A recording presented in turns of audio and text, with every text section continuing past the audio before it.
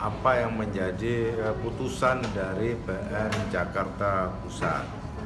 Karena di situ ada putusan yang menurut saya melebihi kewenangannya dalam konteks tidak sesuai dengan konstitusi. Karena di situ ada penundaan pemilu. Nah, ini nantilah kita pelajari lebih dalam seperti apa sesungguhnya. Dan tentu ini karena putusan di tingkat pertama, nanti mungkin akan dilanjutkan pada tingkat banding dan selanjutnya. Jadi apa yang menjadi keputusan hari ini belum keputusan yang inkrah. Jadi karena belum keputusan inkrah, belum bermakna apa-apa. Namun pasti semua kaget dengan keputusan itu, utamanya partai-partai politik yang saat ini sudah sedemikian rupa menyiapkan tahapan pemilu.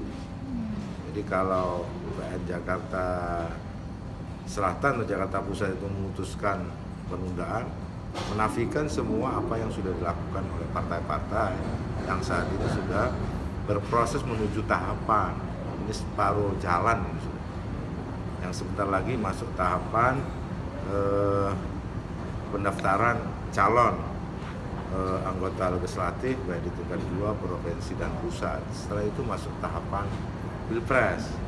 Nah, Terus apakah putusan PN Jakarta Pusat ini udah melampaui kewenangannya, Pak? Mengingatkan terkait dengan pelaksanaan atau penundaan pemilu ini kan merupakan ranahnya MK nih ya, Pak.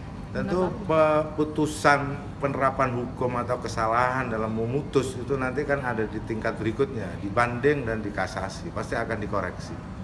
Saya yakin nanti akan ada koreksi karena putusan dalam penerapan pasal maupun memberikan putusan, saya yakin nanti dikoreksi di tingkat banding dan KPU akan melakukan banding.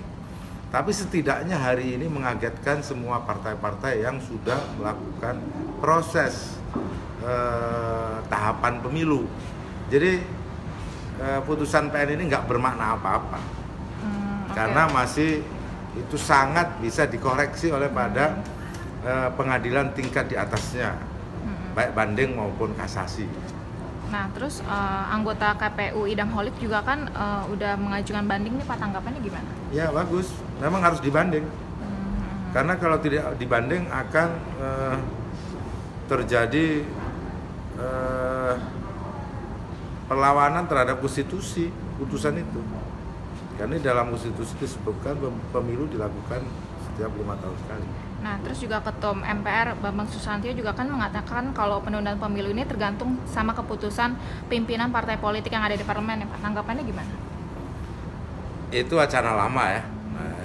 Kita fokus pada putusan PN saja, di mana putusan PN ini baru di tingkat pertama dan itu tidak berpengaruh apa-apa karena masih ada putusan berikutnya di tingkat banding, dan ini kami di MPR juga sudah menutup untuk diskusi terhadap amandemen Undang-Undang Dasar.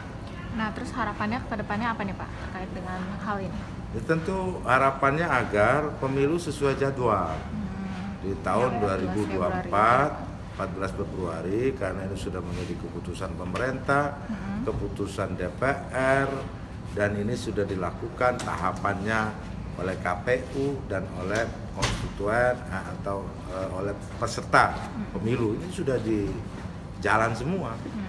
Jadi kalau pemilu itu kemudian mundur, ya saya tidak membayangkan. Sampai hari ini saya belum terpikir bahwa pemilu itu akan mundur karena tahapan sudah berjalan.